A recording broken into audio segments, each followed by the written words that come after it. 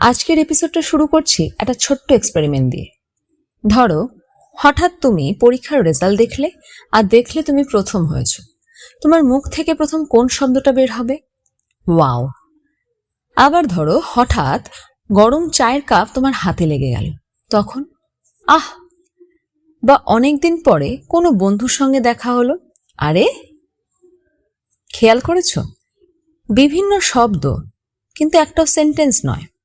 এদের কোনো টেন্স নেই, কোনো কনজুগেশন নেই, কোনো কমপ্লেক্স গ্রামারও নেই, তবুও এরা আমাদের অনুভূতি প্রকাশ করে ফেলে এক মুহূর্তে।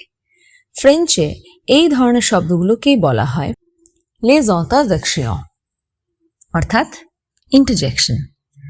আজ আমরা কথা বলবো ল্যাঙ্গুয়েজের সব থেকে ছোট, সব থেকে স্পন্টেনিয়াস আর সব থেকে হিউম্যান একটা অংশ নিয়ে।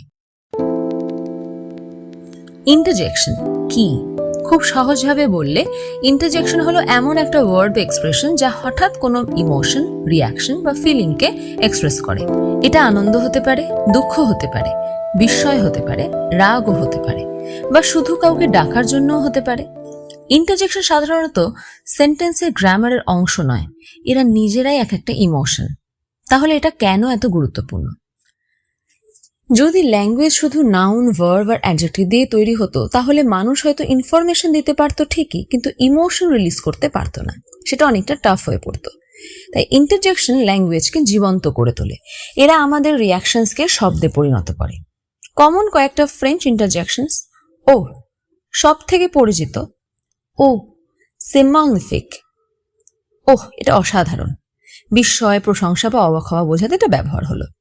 সেকেন্ড, je comprends maintenant, এখন বুঝতে পারছি। কিছু বুঝতে পারা, মনে পড়া বা উপলব্ধি বোঝাতে এটা ব্যবহার হয়। তারপর ও লালা, ফ্রেঞ্চের সব থেকে ফেমাস ইন্টারজেকশন হলো এটাই। ও লালা, কে সুপ্রিজ। ওহ, এটা কি দারুণ চমক। এটা এক্সাইটমেন্ট, সারপ্রাইজ, অ্যাডমায়ারেশন অনেক কনটেক্সটে ব্যবহার হতে পারে। তারপর আই সো ফেমাল, ব্যথা লাগছে। পেইন বা ডিসকমফর্ট বোঝাতে ব্যবহার হয়। ব্রাভো, ব্রাভো টু আর ইউজি, বাহ তুমি সফল হয়েছ। কারো অ্যাচিভমেন্টের প্রশংসা করতে ব্যবহার হয়। ইন্টারজেকশনের মজার কয়েকটা দিক রয়েছে।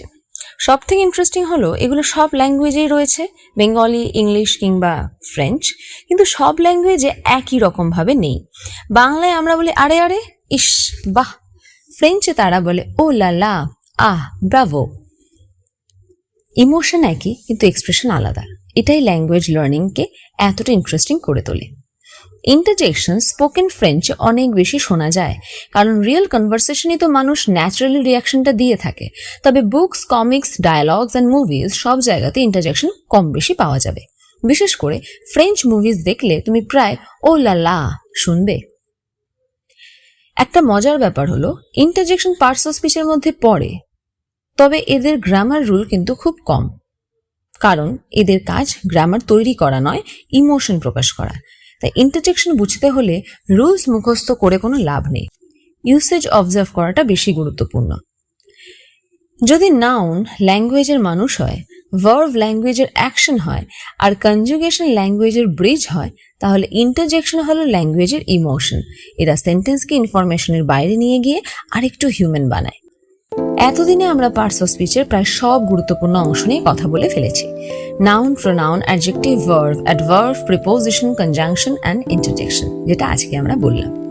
দেখতে ছোট ছোট হলেও এরা প্রত্যেকটা অংশ মিলিয়েই ল্যাঙ্গুয়েজকে কিন্তু একটা সম্পূর্ণ রূপ দেয়। Merci beaucoup d'avoir passé ce moment avec moi.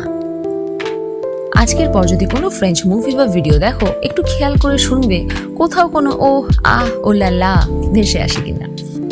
À bientôt et bonne continuation dans votre voyage français.